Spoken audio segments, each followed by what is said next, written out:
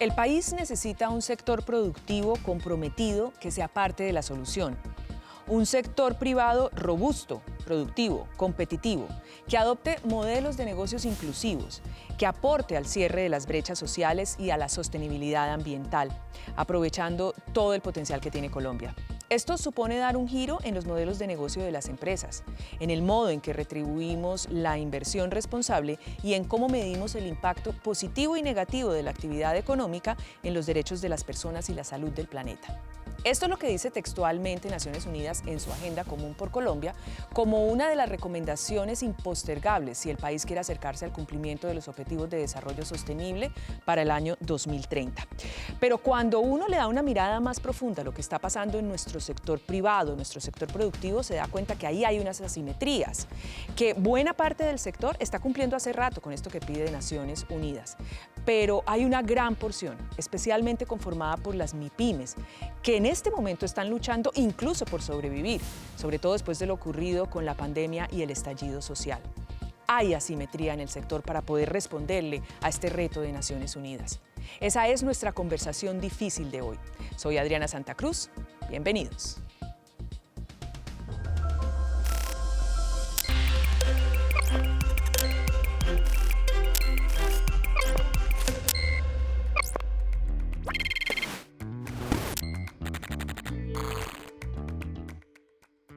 Y nuestros invitados para el programa de hoy son Johnson Torres Ortiz. Él es director del Departamento de Asuntos Relacionados, Empresas Transnacionales y Responsabilidad Social Empresarial de la CUT Nacional. Desde los 18 años trabaja en la agroindustria azucarera. Es administrador público, dirigente nacional de los trabajadores de la agroindustria colombiana, presidente y vicepresidente de la seccional Florida de Sintra Inagro, Junta Nacional de Sintra Inagro, Comisión Especial y Departamento de Organización. Activista pro derechos de las comunidades afrodescendientes, asesor del Consejo Comunitario de La Toma en Suárez, Cauca, activista del proceso de formalización laboral de los corteros de caña. Johnson, gracias por haber aceptado esta invitación. Bienvenido. Gracias a usted. Bueno, y nuestro siguiente invitado es Germán Jaramillo. Él es abogado, director de la Fundación Empresarial para el Desarrollo de Jumbo, FEDI, presidente de la Junta Directiva del Club de Ejecutivos, expresidente y actual miembro de la Junta Directiva del Comité Intergremial del Valle del Cauca. Germán, bienvenido. Gracias también por estar aquí. Gracias por la invitación, Adriana. Bueno, voy a arrancar con usted. Ay, caramba. Voy a arrancar con usted porque Naciones Unidas empieza a ponerle un reto en esta Agenda Común por Colombia al sector privado. Y dice que el país necesita un sector privado, a ver, voy a leerlo, ¿cierto? Comprometido para ser parte de la solución, es decir, que Colombia logre alcanzar más rápidamente los Objetivos de Desarrollo Sostenible al 2030, con un sector privado robusto, productivo y competitivo. Ahí hay lo primero, ¿cierto? Pero además que adopte modelos de negocio inclusivos, que ayude a cerrar las brechas sociales y promueva la sostenibilidad ambiental. Ahí hay una serie de tareas y lo que yo le tengo que preguntar es cómo lo ve y cómo vamos en el cumplimiento de esas tareas. Bueno, yo creo que el papel del sector empresarial en los objetivos de desarrollo sostenible es fundamental. Es fundamental porque es muy difícil lograr estos propósitos sin una economía dinámica. Claro. Y en una economía que genere crecimiento, que genere valor, que genere riqueza. Entonces, los agentes económicos tienen la responsabilidad, en la medida en que las circunstancias del país lo permitan, de movilizar inversión y de hacer que las empresas crezcan. Sin ese crecimiento económico, el país no va a poder resolver brechas sociales ni generar empleos de calidad.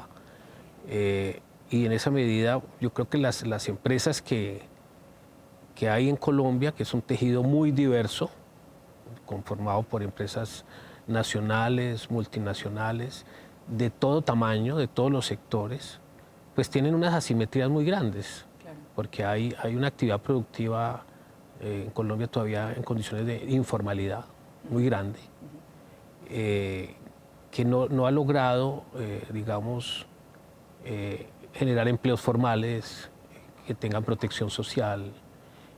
Son economías de baja productividad y eso no ayuda. Claro. Entonces, digamos que Colombia tiene un sector privado formal de clase mundial, con prácticas empresariales globales, apostando a la sostenibilidad, apostando a un capitalismo, digamos, de grupos de interés, ¿no?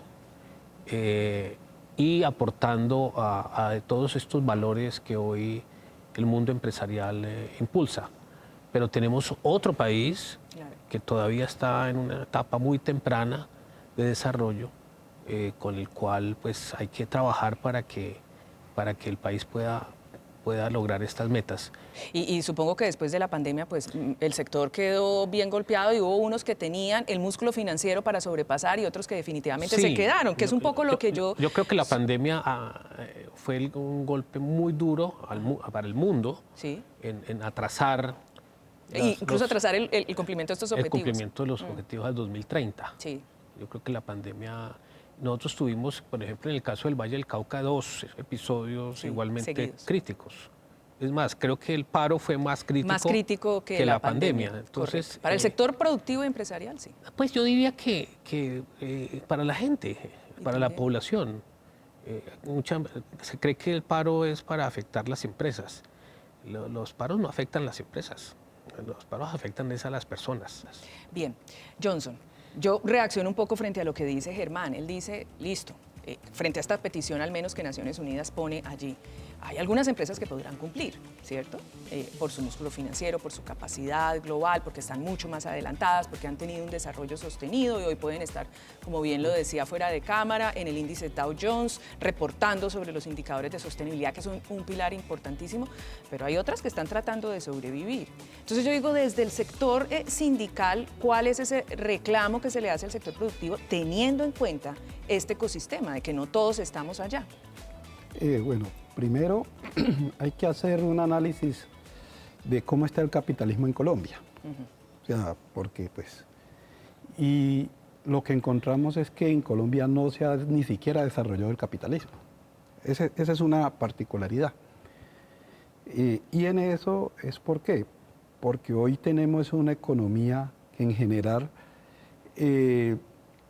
estamos con el sector primario, o sea, extractivista. Somos una economía que no transforma, ¿cierto? El petróleo lo producimos, lo exportamos y nos lo venden refinado. Tenemos 2 refinerías. El carbón lo sacamos y no lo transformamos. Y asimismo muchos, digamos, no transformamos la materia prima. Tenemos un problema con la producción de alimentos en Colombia. Estamos importando de 15 a 17 millones de toneladas de alimentos que podemos producir aquí en Colombia. Tenemos un problema muy grave en el sentido de que tenemos unos tratados de libre comercio que no dejan desarrollar la economía colombiana. Y en ese sentido, pues ahí el sector empresarial, digamos que le ha faltado primero liderazgo para poder intervenir en esas grandes decisiones. O sea, esas decisiones se han tomado y son decisiones en contra del país. O sea, ni siquiera son decisiones para desarrollar el país. Entonces, por ejemplo, usted ve los paperos que salieron a protestar porque se les importaba papa más barata, los lecheros, los arroceros. Entonces, y pongo un ejemplo en el sector donde yo trabajo, el sector azucarero. Nosotros producimos 2,3 millones de toneladas de azúcar al año.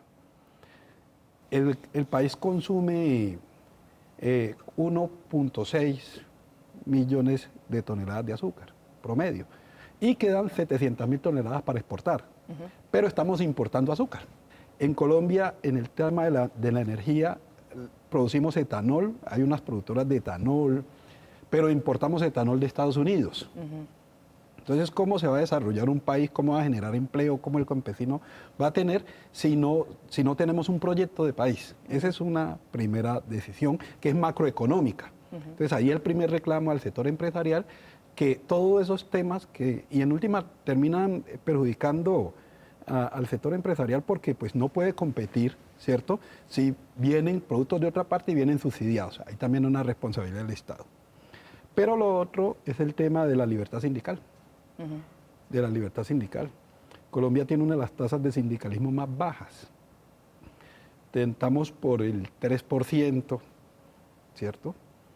Entonces eso también da una reflexión. No hay diálogo social. ¿Y se necesita el sindicalismo necesariamente como un instrumento para poder agenciar ese diálogo social o de pronto hay algunas otras instancias también? Y lo pregunto también como una autocrítica frente a entonces qué le ha pasado al sindicalismo. ¿Se habrá deslegitimado? ¿Por qué no crece? Y somos conscientes de que Colombia además es firmante de los acuerdos de OIT, ¿no? Que hay libertad sindical, que está protegido. Pero, ¿es solo culpa del empresariado o será que algo le ha faltado también al sindicalismo para poder atraer más personas? No, es que hablar de este tema sin la historia es muy complejo, ¿no? Sí. Y de pronto hacemos ahí un desvío del tema central, pero me parece interesante porque buena parte de lo que también reclama Naciones Unidas es un empleo decente, inclusivo, dentro de los cuales seguramente el derecho de asociación está, por supuesto. Sí, pero la historia... no hace mucho un evento donde nosotros como movimiento sindical fuimos declarados víctimas, ¿cierto? Y se nos reconoció con el asesinato de más de 3.000 dirigentes sindicales.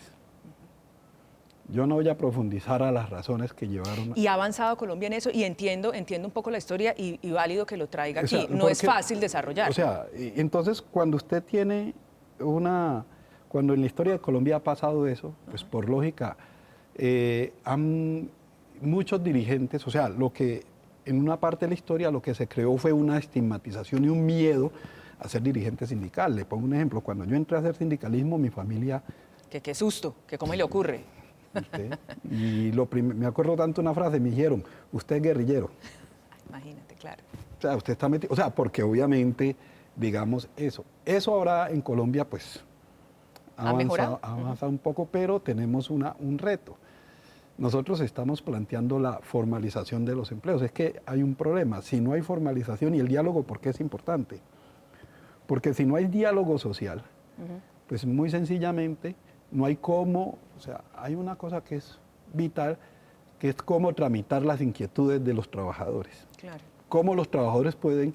Y en eso, si no hay una organización sindical, una empresa de 1.000 trabajadores, ¿cómo hace para poder plantear sus inquietudes? Entonces son 1.000 personas buscando al jefe, al gerente, eso se vuelve loco. Entonces la organización sindical lo que hace es recoger las inquietudes de todos, concentrarlas y trasladarlas a través de un pliego de peticiones, unas solicitudes, y la ley ya tiene regulado eso, el empresariado no puede dar más de lo que no tiene, o sea... Para eso es una negociación. Entonces, ahí ha faltado, y pues en este gobierno hay una discusión de la reforma laboral. Yo creo que en el sector empresarial y los trabajadores tenemos que ponernos de acuerdo en cómo debe ser la reforma laboral, que no sea tan solo un debate de gobierno, sino yo creo con la sociedad. Con la sociedad, sino que debe ser en el diálogo social ponernos de acuerdo. Yo creo que eso nos ha faltado porque... Los dos sectores sabemos que la reforma se necesita porque tenemos un código sustantivo del trabajo de los años... lejísimos. Lejísimos. De los años lejísimos, de otro siglo. Ok, bueno, pero aquí empiezo a ver comunalidades. Usted de todas maneras reconoce lo que dice Germán, es decir, sí, claro. Es muy diverso al hablar de capitalismo, sí, y claro. hay unos que están en un sector incipiente y hay otros que tienen unos índices ya de acuerdo. Eso ya de por sí hay que arreglarlo. Germán, y frente a lo que dice, porque claro, parte también de lo que reclama Naciones Unidas es ese empleo formalizado, estamos de acuerdo aquí, inclusivo, dentro de los cuales un tema y es ese derecho sindical y que se ejerza es un tema importante. Y ya vimos lo que pasó con el primer intento de la reforma laboral, ¿no? Entonces quiero ver qué es lo que nos falta, por qué nos asusta tanto, nos asusta la palabra sindicalismo, nos asusta el tema de reforma. ¿Qué le falta al sector empresarial o cree usted que sí está comprometido? Hay que decir, eso sí, que Naciones Unidas, por ejemplo, resalta lo que fue la participación del sector en la reforma tributaria y lo que ha sido la participación también y el aporte en pandemia, discutible o no, pero digamos lo resalta Naciones Unidas. Pero quiero un poco que reaccione frente a lo que nos contó aquí Johnson. Sí, yo creo que la presencia de un sindicalismo, digamos, fuerte, maduro, cualificado en el sistema económico es muy importante. Digamos, es parte como, no solamente para lograr unas relaciones digamos, obrero-patronales más fraternas, sino que son también un actor muy importante en la democracia misma. Las tasas de baja afiliación a los sindicatos hablan también de la precariedad del tejido empresarial en muchos sectores. Solo aquellas grandes compañías que son las más comprometidas con los objetivos de desarrollo sostenible, que le apuestan a hacer productos responsables con el medio ambiente, articulando a sus proveedores, pagando, digamos, salarios justos, etcétera, son las que tienen sindicatos. ¿Sí? Entonces la pregunta es, ¿qué es primero, el huevo o la gallina? ¿Es primero el sindicato o es primero la empresa? Yo digo que en la medida en que la empresa crece, evoluciona, se moderniza y que es capaz de generar más valor, puede entablar una relación mucho más equilibrada que si está sobreviviendo. Se está sobreviviendo. Claro. ¿Sí? La reforma laboral, por ejemplo. ¿Para qué queremos la reforma laboral? Porque es que todo hay que reformarlo. Una sociedad que no está continuamente ajustando sus instituciones, pues se anquilosa. Se anquilosa, sí. Y tenemos un código laboral que no por viejo hay que reformarlo. Okay. Lo que nos obliga a mirar la necesidad de ajustar el régimen laboral es lo que pasa con el empleo. Si el 50% del empleo generado en Colombia es informal, entonces allí tenemos un mensaje, y es que el 50% de la población colombiana que trabaja no la rige el Código Sustantivo de Trabajo, porque tiene relaciones de informalidad, donde hay, digamos, trabajo... Y no está reglamentada ni supervisada. Trabajo por cuenta propia, en pequeños negocios, trabajos de subsistencia. Entonces, esa gran cantidad de población que deriva unos ingresos de esos trabajos precarios, en muchos casos, no tiene seguridad social. Claro. ¿Sí? Y ahí empezamos a ver los otros problemas de los sistemas, de las otras reformas que están trayendo este gobierno. Resulta que eso tiene unas consecuencias enormes. La reforma más importante, la madre de las reformas, es la reforma laboral. Porque si usted resuelve el problema del mercado laboral, por ahí derecho resuelve el la problema pensional de pronto. De las pensiones y el de la salud. ¿Cierto? Sí. Entonces, pero ¿cuál es el tema? O sea, ¿qué problemas queremos resolver? Y ahí sí hay una discusión muy fuerte con el gobierno, porque el gobierno dice, no, es que esta reforma no es para generar empleo. Y seguramente se van a hacer algunas cosas para formalizar algunos sectores. Pero el grueso del problema, en vez de resolverse... ¿Se agrava? Se agrava. ¿Y por qué, Germán? Porque se genera una distancia mayor entre lo formal y lo informal. Y cuando los incentivos para generar empleo formal se pierden, pues lo que hace es que el empleo informal crece. Entonces yo sí creo que hay que hacer una discusión abierta entre el sector laboral, los trabajadores y sus sindicatos y los gremios, para ojalá en un propósito de concertación, y para eso se creó la Comisión de Concertación Nacional de Asuntos Laborales, y sean los dos actores que le presenten al gobierno la reforma. Claro. Y no el gobierno, el que la traiga dependiendo del ministro de turno, el que imponga una tesis. Entonces, ¿cuál es la reforma laboral que necesita el país? No, consolidar lo que ya hay para los que tienen el privilegio de tener un trabajo formal. O el gran reto de Colombia es cómo encontrar figuras que nos permitan formalizar el empleo. Porque si no lo hacemos, finalmente, por un lado se está reventando la cuerda. Es decir, por la vía de impuestos, estamos pagándole la salud a quien no tienen cómo aportar a la salud. Y no va a tener nunca si perpetramos el modelo y esa simetría que tenemos. Así. Y como no tienen capacidad de ahorro pensional, pues tampoco. Entonces, la pirámide vía de impuestos, estamos subsidiando y de mal manera también ahora a una pensión mínima, pero estamos subsidiando mal las pensiones de los altos ingresos. Entonces, pero el centro de la discusión en Colombia de las reformas debería ser la laboral.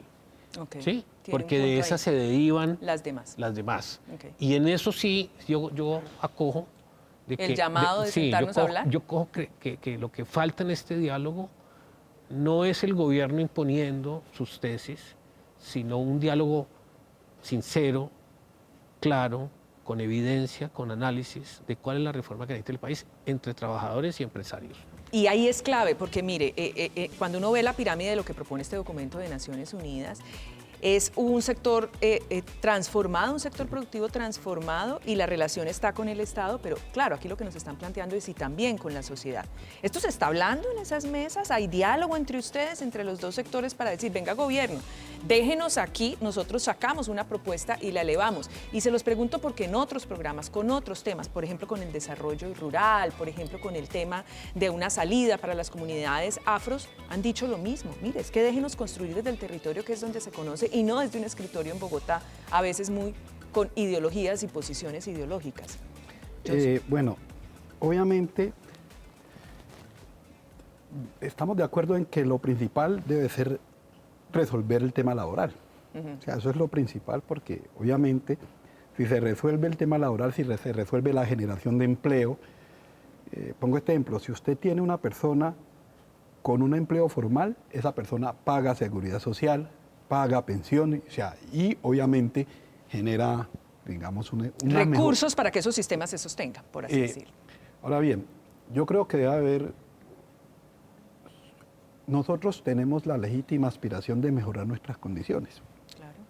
O sea, es una, digamos, legítima, y en eso nosotros estamos de acuerdo con condiciones que teníamos, digamos, se nos recuperen. Pero también nosotros no nos estamos negando la posibilidad de que la reforma no genere empleo, porque es que la reforma tiene que resolver el tema del empleo, pero digamos la discusión tiene que darse en el tema de fondo. ¿Qué es cuál?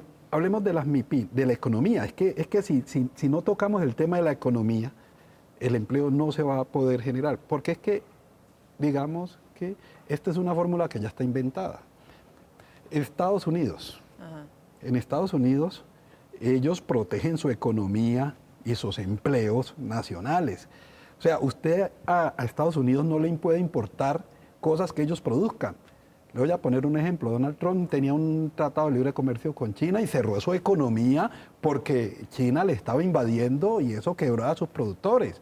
Entonces, aquí también tiene que haber una discusión. Eso tiene del que ser, modelo económico. Sí, claro, del modelo económico, porque el problema, esta crisis la ha generado el modelo actual, que es un modelo en el cual nosotros simplemente no transformamos, o sea, ¿cómo una MIPYME va a crecer? Simplemente lo que hace es comprar televisores y venderlos. Y no le agrega valor. O sea, allí. no le agrega valor. O sea, ¿cómo se van a crear empleos formales? Por ejemplo, ¿por qué la industria que yo puede generar empleos de mayor calidad? Porque es un sector que coge la caña, y la transforma, ¿cierto? Dulces, etanol, Dulces y todo que eso, y eso genera más valor agregado. Claro. Pero entonces, si aquí tenemos simplemente una ensambladora de vehículos y no producimos los vehículos como, las partes. o sea, las partes simplemente cogemos y las armamos de toda parte, traemos el televisor y simplemente aquí hay unos comerciantes, pues para eso no se necesita empleo y usted no necesita formalizar un empleo de esos. Entonces, esa es una discusión que nos tenemos que dar, ¿cierto? Porque si no nos damos esa discusión va a seguir pasando lo mismo. O sea, nos vamos donde no está el problema de fondo, ¿cierto? Eso lo podemos discutir. Pero si hay esos encadenamientos, pues las condiciones laborales no pueden haber problema. Y claro, y podemos discutir. Claro que estamos de acuerdo en que la reforma laboral no puede aplicársele a todo el mundo de igual manera. O sea, porque este es un país que tiene muchas particularidades y tenemos que ser inteligentes en cómo la reforma laboral o sea, porque no podemos castigar al que tiene sus aspiraciones válidas por otras personas que no tienen las condiciones. Diferenciemos y tratemos de que la reforma laboral pues se le aplique dependiendo de la situación real de la empresa, porque claro, una MIPYME no puede con la carga que puede una empresa grande. Claro. el sector empresarial se sentó a discutir más con el gobierno que con las organizaciones, y en eso sí, pues, no es un problema de nosotros. Nosotros siempre hemos estado abiertos a discutir, pero el empresariado tomó la decisión de sentarse con el gobierno a tratar de concertar con el gobierno, ¿cierto? Y en muchas reuniones nosotros hemos manifestado que, hombre, fuera de eso, pues también tiene que haber una discusión y un diálogo. Y complemento con esto, porque en últimas, ¿cómo se está dando la discusión? Y esto nos está haciendo daño, porque en últimas el gobierno planteó la reforma, está hoy en el Congreso, y pues ya se salió del marco. Y entonces los empresarios hacen sus estudios, su análisis allá, y la discusión donde se está resolviendo. En un necesario que, si bien cierto es el válido, Falta una parte. Usted le dice, le falta a una mesa de 3 patas, le falta una pata, es lo que usted me quiere decir. Sí, le falta una parte. Ok, que no se sienten los empresarios allá a interpelar al gobierno, discutir, concertar con el gobierno sin tener en cuenta a los trabajadores. ¿Cómo hacemos, hombre, para que, en efecto, a esta mesa, por usar la metáfora, sean las 3 patas y no las 2 patas? ¿Se está haciendo o no se está haciendo? Aquí Johnson nos dice que no. Pues ¿Qué nos falta? Pues? Existe una comisión de concertación de políticas laborales y salariales. Es una institucionalidad creada precisamente para estimular este diálogo. ¿Pero nos sentamos solo para arreglar el salario mínimo a fin de año o funciona todo el tiempo? Yo creo que funciona, pero de forma, porque creo que no se discute allí estos temas. De temas como de fondo. Y aparentemente hay posturas antagónicas, porque la mirada desde el sector empresarial es que el mundo, ahora que hablaba del ejemplo de los Estados Unidos, es un mercado laboral flexible, absolutamente flexible, ¿no? Las organizaciones sindicales defienden mucho la estabilidad, el sector empresarial defiende mucho la flexibilidad, porque en el mundo de hoy nada es eterno, ¿sí? Sí. Ni es estable, ¿sí? El mundo es cambiante, ¿no? Y con unas generaciones que van a una velocidad enorme. Creo que eso de alguna forma se impregna en la forma de concebir el trabajo. Y las empresas que duran toda la vida, eso ya no existe. El mundo va a una velocidad tan grande que inclusive el trabajo ha cambiado. El concepto de trabajo. Por supuesto. Y dónde se trabaja y en qué. Entonces, el mundo exige hoy flexibilidad. El mundo sindical defiende mucho la estabilidad. ¿Cómo se puede conciliar en un ejercicio de comunicación, con los temas sobre la mesa, en una conversación de país, con cifras, con argumentos, no con ideología, con cifras y argumentos? ¿Cómo salimos de esta encrucijada? Colombia tiene una de las tasas de desempleo más altas de América Latina. Eso ha sido siempre una constante, ¿no? Mientras América Latina anda en el 5%, Colombia siempre está por encima del 10%. Y tenemos unas tasas de informalidad de las más altas, pero tenemos el mercado de trabajo más disfuncional. Aquí no se puede hablar de un salario diferencial por regiones, por ejemplo, porque eso, pues, eso es un pecado. Es una herejía, ¿sí? Un pecado. Y no es lo mismo un salario mínimo en Bogotá, claro, donde la vida cuesta más, que un salario mínimo en Ipiales, o de pronto en Mitú, o en Bichada. Entonces allá en las zonas rurales tenemos una informalidad del 80 o 90%, ¿sí? Pero no hay cómo desarrollar un código sustantivo del trabajo que permita entender estas diferencias regionales. Y retomar esas particularidades. Los diferentes niveles de desarrollo que tienen las actividades económicas. Digamos que los acuerdos sindicales, las convenciones colectivas, permiten que se vaya más allá de las garantías del código sustantivo, ¿sí? Sí. En materia de horarios, de reconocimiento de beneficios. ¿sí? Porque en esas empresas donde se ha suscrito esos acuerdos, tienen con qué asumir esa carga. Mejores salarios, mejores garantías, más condiciones. Pero el código sustantivo, para muchos, es inalcanzable. Es imposible cumplir con un pequeño comerciante del centro de Cali que tiene un puestico en uno de esos locales que hay cientos, en un San Andresito de esos, que tiene un empleado, ¿sí? Que seguramente gana por comisión, Sí. Para ellos el código de trabajo No, pues es- los asusta, los los asusta. Y desincentiva. el día que tengan un problema, hasta ahí llegó Cierra el negocio, su pequeño claro. negocio. Entonces, Claro. ¿cómo abrir un diálogo que permita entender esa realidad y encontrar salidas? Y que no se sienta que nadie le está metiendo un gol a otro, Ok. ¿no? El problema que hay hoy es que la ministra no es un árbitro de la discusión. ¿Está tomando partido, dice usted? Ella viene del mundo sindical Ok. y seguramente viene del mundo sindical del sector público, ¿no? Y entonces, desde el mundo sindical del sector público, los empleados del Estado ven el mundo de otra manera, ¿no? Siempre se vive de los impuestos, de lo que los otros producen, siempre cada vez cobran más impuestos, cada vez el Estado está más grande y cada vez... Sí, el modelo es como yo le saco a los que tienen No, para subsidiar acá. No, el Estado siempre crece. Puede Ajá. que la economía no crezca, pero el Estado siempre crece, ¿no? Y allí pareciera que las aspiraciones son infinitas. Sí. Entonces, se ha perdido el papel de árbitro hoy en día en la discusión, ¿no? Y el Estado, en vez de estar facilitando el diálogo, en ocasiones termina entorpeciéndolo porque pareciera que la agenda de la ministra es una agenda propia. Sí, y no convoca a las partes. Y no facilita eso. Pero mire que yo saco aquí cosas importantes. Aquí, ojo con ese modelo económico y también un reclamo de que en el diálogo ustedes se sienten excluidos. Y aquí dice, ojo que en el diálogo el árbitro no es árbitro y hay voluntad de sentarse. Al menos vamos encontrando que si bien son de distintos puntos, están coincidiendo en el modelo, ojo, de lo que estamos proponiendo como reforma no es adecuado a las asimetrías que se encuentran. Dos, los diálogos se necesitan, creo que se necesita es construir relaciones de confianza, por lo que estoy viendo, entre todas estas tres partes, y hablamos de los tres, que es Estado, sociedad, comunidad o trabajadores en este caso, y empresa, ¿no? Es decir, ahí toca recomponer cosas. Dígame, Johnson, y después le doy la palabra. Dos cosas importantes. Obviamente, en el tema de la reforma, ¿cómo fue el proceso de construcción de la reforma? Ajá. A mí me tocó aquí en el Valle. ¿Y cómo fue el tema?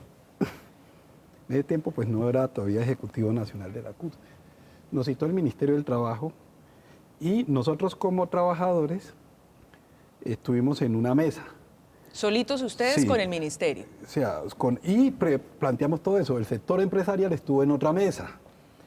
Y ahí quedaron planteadas como las propuestas de nosotros y nosotros planteamos pues todo lo que... Claro, los su empresarios creo que plantearon todo lo que eso y ahí simplemente y entonces el gobierno junto. O sea, juntó eso y eso fue lo que... El aporte del Valle, ese fue el aporte que se... Pero nunca nos sentamos a discutir, por ejemplo, con los empresarios del Valle del Cauca. ¿Qué tiempo nos ahorraríamos valioso, no? Esa situación. Entonces, esa fue como la metodología. O sea, no es que no hayan habido...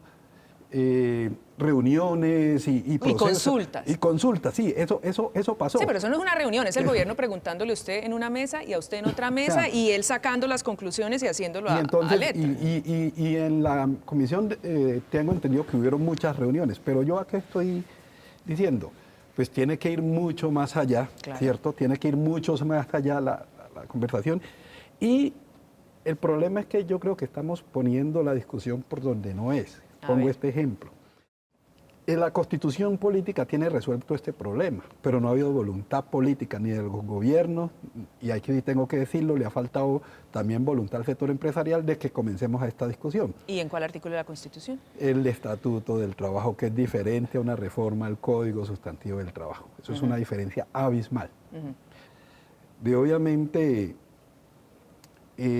la situación de las regiones, pues claro, estamos de acuerdo de que no se puede tratar de la misma manera unos a otros, pero vuelvo y repito, eso se hace con la concertación, porque por ejemplo nosotros tenemos, ahí se está discutiendo una situación, que es la negociación multinivel o por niveles.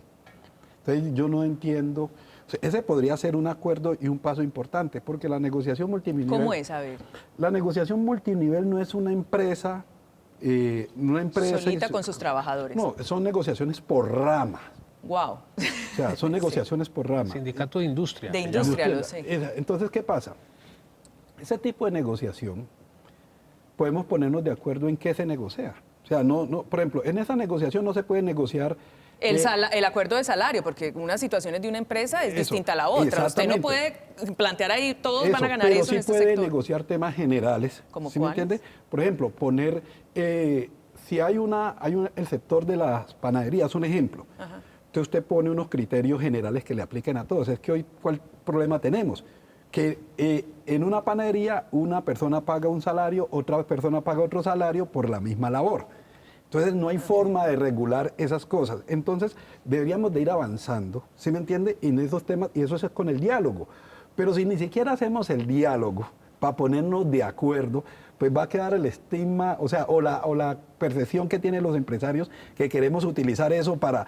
Y pues, si nunca nos dan la oportunidad de que podamos concertar, nunca podemos avanzar en esos temas. O sea, simplemente quedan las posiciones y ahí queda una posición por allá, otra posición por acá, y nunca podemos avanzar en cosas que los dos sectores necesitamos. Ahí hay unas, digamos, lo que nos dice Johnson de fondo es esto, como el modelo de estas negociaciones sindicales, pero también había hablado anteriormente del modelo económico, digamos, un poco cuestionando los tratados de libre comercio, la apertura, la competencia. ¿Eso es hoy posible en el mundo? Desde su perspectiva, por supuesto. Pues todo es posible. ¿Qué tan conveniente es? Eso es lo que cada país tiene que mirar. Estamos en un mundo globalizado. Y difícil sustraerse a veces esos tratados. Es imposible sustraerse a este mundo globalizado porque se nos mete por todas partes, por ejemplo. Y sobre todo en Colombia, donde tenemos una ilegalidad en ciertos sectores muy fuerte. Sí. Hacerle medidas antidumping para los productos chinos, ¿sí? Eso tiene su límite, claro. Porque entonces, si no entra por la vía legal, con aranceles altos, entra contrabando. Por contrabando. Que está entrando. Que está entrando. Entonces, porque es el modus vivendi de una cantidad de gente. Entonces, digamos que Colombia es uno de los pocos países que tiene acceso al mercado de los Estados Unidos. No todos los países tienen tratados de libre comercio con los Estados Unidos. Entre otras cosas, lo que decía Johnson ahora,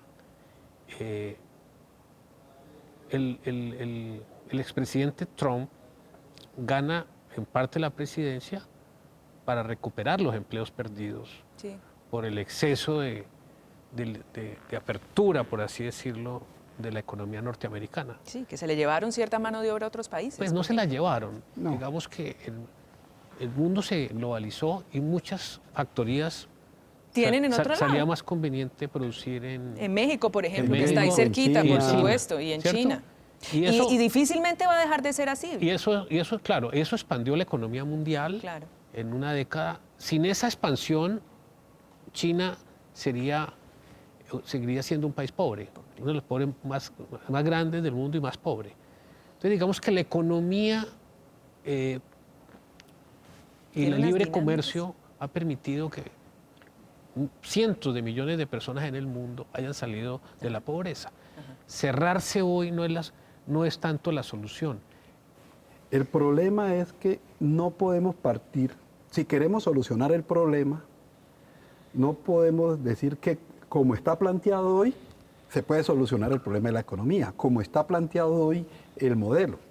O sea, el Tratado de Libre Comercio con Estados Unidos, aquí tenemos un problema. ¿Cuántas personas se lo han leído? Y mucha gente no se lo ha leído. Sí, sí. Y cuando usted va a los capítulo por capítulo, tiene cosas muy jodidas. Por ejemplo, hay una situación de que ellos tienen la posibilidad de patentar cosas de nosotros.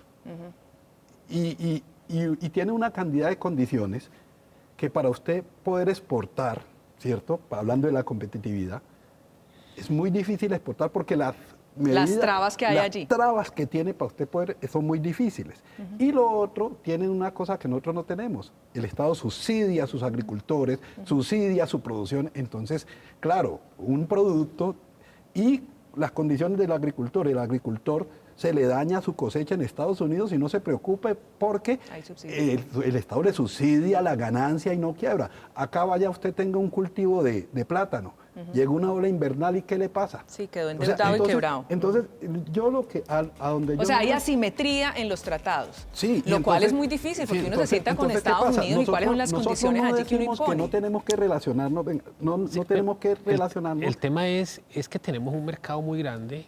¿Por qué no hemos aprovechado ese mercado para vender? Mire, en tema, usted que está en el sector agroindustrial, el último reporte, Colombia tiene un déficit comercial con los Estados Unidos. Claro. Es claro. Y con México, ¿sí? Son dos déficits grandes. Pero en el sector agrícola, ya Colombia es superavitario. ¿Ah, sí? Sí. O sea, es más lo que mandamos que lo que recibimos. Es sorprendente, porque todo el mundo piensa eso. O sea, nosotros importamos maíz, claro, es importamos pelea de tocho trigo, contra guayaba madura, ellos están subsidiados. Importamos etanol en algunos casos, ¿cierto? Que compite con la producción nacional y resulta que los datos muestran que hay un superávit. Nosotros podríamos tener una estrategia mucho más clara, por ejemplo, una industrialización basada en acceder al mercado norteamericano. No la tenemos. No tenemos una estrategia para estar allá. Para compensar esa balanza comercial. Perdemos aquí en esto y ganamos acá en esto. O sea, los chinos quisieran tener un tratado de libre comercio con los Estados Unidos. No lo tienen. No lo tienen. O sea, es una oportunidad que hemos malgastado, amén de unas asimetrías que hay ahí en la negociación. Yo creo que independiente de las dificultades que plantea el tratado, yo creo que nos hemos dedicado más a ver las dificultades que aprovechar las oportunidades e impulsarlas. ¿Sí? Una estrategia más exportadora del país, como han hecho los países que le han ganado el reto de la pobreza. Sí, y discúlpeme yo aquí un segundo, porque justo Naciones Unidas está diciendo por qué no aprovechamos un tema que Colombia es grande y es la biodiversidad, los famosos negocios verdes, las oportunidades verdes. Por ahí puede haber encadenamientos, por ahí puede haber agrego valor, por ahí puede haber una posibilidad de internacionalización. Lo está proponiendo este documento. Ahora, entiendo un poco la realidad en la que estamos y lo hace lejano, difícil, pero hay una oportunidad ahí, ¿la ve, por ejemplo? Y ya le doy la palabra a usted. Pues sí, por ejemplo, el tema de Colombia como un sumidero de carbono de la humanidad con la Amazonía y otras selvas. Podríamos aprovechar ahí cosas. El tema que ha planteado el gobierno acertadamente es canjeemos deuda por naturaleza. Digamos que ahí habría una posibilidad. Eso no es fácil, pero es un camino. Claro. Acabar la deforestación en la Amazonía, tener recursos para conservación y poder aportarle al mundo hoy un equilibrio ambiental que tanto lo necesita. Ahí hay una oportunidad. El mercado de carbono, ¿cierto? Se plantea unos retos. Colombia no es un gran emisor de carbono ni de gases de efecto invernadero, pero podría desarrollar allí otras oportunidades en el tema de lo que se llama el combustible del futuro, que es el hidrógeno. El hidrógeno verde, azul o como se llame. Colombia ahí tiene posibilidades y en otro tipo de cosas hay posibilidades, pero eso hay que saberlo hacer. Claro. Y a veces ¿no? Inversión, ciencia y tecnología y superar esos otros problemas en los que estamos enredados. Pero mientras eso se hace, tenemos que lidiar con lo que tenemos. Claro, por supuesto. Porque uno dice, bueno, no hagamos reformas, porque algún día va a llegar el modelo de desarrollo que sí nos va a sacar de pobres. No se puede esperar. Y nos podemos quedar esperando aquí sin resolver los problemas. Usted está que se habla hace rato. Sí, pero es que hay una situación, y esto también es una discusión que tenemos que resolver, es el papel del Estado. El papel del Estado, o sea, porque la pandemia evidenció una situación. O sea, nos duramos mucho tiempo diciendo que el Estado no podía tener el control de muchas cosas y cuando vino la pandemia... ¿Respondió? Pues, ¿qué le tocó al Estado? Meterse la mano al bolsillo. Meterse la mano al bolsillo, o sea, contra una teoría que venía años. De que no podía. Que no podía, y en últimas, y la pandemia que demostró que el Estado tiene que estar para regular la situación de la economía y toda esa situación. Pero entonces, en eso tenemos visiones distintas. Entonces, no, es que el Estado no participe, simplemente el Estado que sea como un regulador y nada de eso. Y la discusión que hemos planteado aquí es que, ¿quién fue que promovió los tratados de libre comercio? El Estado. un gobierno en cabeza del Estado, o sea, son acuerdos estatales. Pero el Estado, si se va a decir yo voy a competir con alguien, tiene que generar las condiciones para que eso, digamos, pase. Eso no se puede solucionar con la mano invisible del mercado. Exactamente, o sea, la mano invisible del mercado. Entonces, el problema de la mano invisible del mercado es que si usted la deja que vaya, pues esa seguirá, ¿cierto? Pero estos mismos problemas no se solucionarán. Hay un tema de inequidad ahí que de pronto no resuelve la mano invisible del Estado. Exactamente. Esa es una posición que hay acá. Es una posición, o sea, son posiciones ideológicas respecto a este tema. Nosotros decimos, hombre, el Estado y el doctor lo acaba de reconocer, la industrialización, pues ¿con quién se va a discutir? Con el gobierno, que tiene la posibilidad de dar garantías.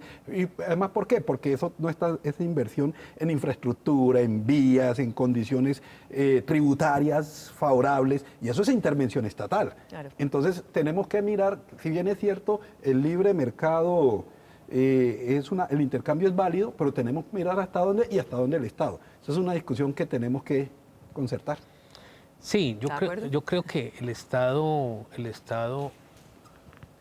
no es indispensable, pero es necesario, ¿no?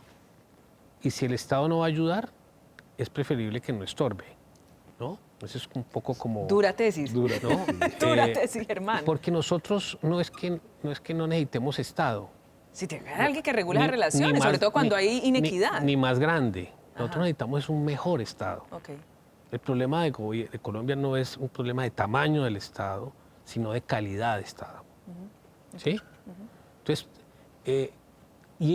entonces cuando hay crisis, un desastre natural, pues obviamente que el Estado tiene que acudir. Porque pues eso no, el libre mercado no resuelve una emergencia de ese calibre. Pero eso no justifica que el Estado se meta en todo y lo haga mal. Okay. Entonces, pregunta número 1, ¿la educación pública funciona bien? No lo sé. Las pruebas están allí. La salud de los hospitales y puestos de salud... Tiene áreas de oportunidad, si se puede decir. ¿Usted ha visto un hospital público horrible, ampliándose con sus propios recursos, haciendo inversiones en tecnología? ¿No? ¿Usted cree que ahí eso genera eficiencia tal? Mientras que otros... El privado es otro modelo exitosísimo. Con los otros recursos, con los mismos recursos que factura el hospital, cobran las mismas tarifas. Sí. ¿Cierto? Por procedimientos que opera un privado, el privado construye clínicas, mejora equipos, actualiza. Entonces, el papel del Estado es clave. Y en materia económica, yo sí creo que tenemos, por ejemplo, un problema enorme con el Ministerio de Industria, Comercio y Turismo. Es un ministerio que, como decía el gobierno cuando recién se posicionó, es más comercio que industria, ¿no? Es más de comercio. Y refleja un poco lo que hemos hablado aquí de que ejemplo, no estamos transformando valor. Esa es una buena discusión entre trabajadores y sector empresarial. ¿Cuál es el Ministerio de Industria que necesita Colombia? ¿Sí? Para avanzar a una etapa de... Porque el sector empresarial ha hecho varios textos proponiendo una política industrial para Colombia. ¿Y se lo copian o no? No le copian. Bueno. Sí, no le copian. Y en este gobierno que quiere hacerlo... ¿Le copian menos? No, pues no se puede ni ver. Ni siquiera sentar. No, sin sentar. Entonces, pero ese diálogo de una Colombia industrial y una nueva política industrial es un diálogo que hay que abrirlo con los trabajadores. Ok. Bueno, como ustedes ven, este es un programa, y como digo siempre cada que estoy finalizando estos capítulos, que tiene tanta tela para cortar, pero me llama la atención una cosa. Arrancamos con las suposiciones y los llamados que hace Naciones Unidas y nos quedamos en un punto, que para poder llegar a ese diálogo que nos están proponiendo allá, hay que solucionar estos retos históricos en los cuales estamos estancados. Por ejemplo, se necesita mayores lazos de confianza, más concertación entre trabajadores, empresa, Estado. Un Estado que no mire mal al empresario, un trabajador que no mire mal al empresario, un empresario que no mire mal al sindicato, que se pueda sentar. Creo que todos tienen ahí una buena responsabilidad frente a lo que podemos construir en Colombia en cuanto a modelo de desarrollo. Hablar de capitalismo consciente, hablar de esto que nos propone las Naciones Unidas, pues primero supone resolver todos los conflictos de los cuales hemos hablado aquí. Les agradezco mucho, Germán, Johnson, gracias por tener esta conversación difícil, pero muy amable y muy ilustradora. A ustedes también gracias por estar con nosotros y nos vemos en un nuevo capítulo de estas conversaciones difíciles.